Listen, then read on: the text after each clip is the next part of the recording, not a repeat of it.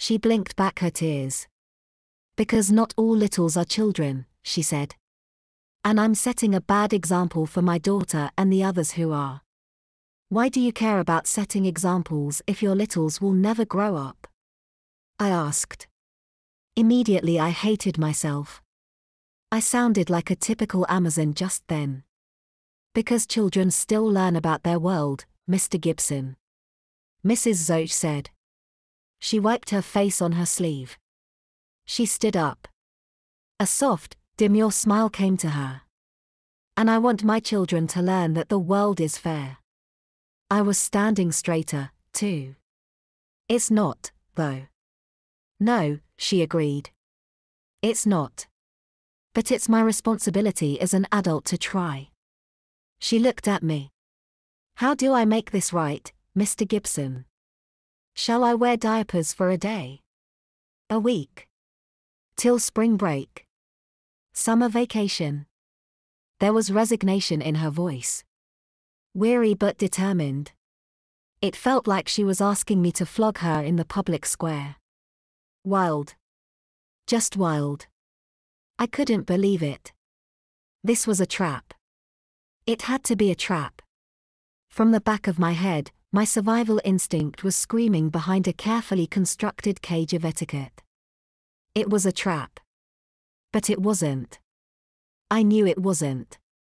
Amazons were crazy, and if you managed to trigger their crazy in the right way, they still had to play by their own asinine rules. That's why Zoe had been crying. In her eyes, she'd trespassed on an actual adult, and the penalty for most Amazon trespasses was, of course, diapers. Her own crazy brain couldn't accept less. This was the opportunity of a lifetime. Hey, I said as I walked into Mrs. Both's class. It was later that same afternoon. The buses had just left and every teacher at Oaks Higher Elementary had done the weak and weary shuffle back to their classrooms to either grade papers or blow off steam, sometimes a little bit of both. Mrs. Grange was in Both's room, too. Oh hey, Clark, she said. She gave me a friendly little wave. Ever since she'd pitched in for that IEP meeting, she was spending more and more time with our tiny clique. At this rate she'd be dashing across campus just to join us for our morning walk up to the front office. Hey Janet, I said back. Mrs. Both, can I speak to you for a second? Both adjusted her glasses and swiveled around in her seat to look at me.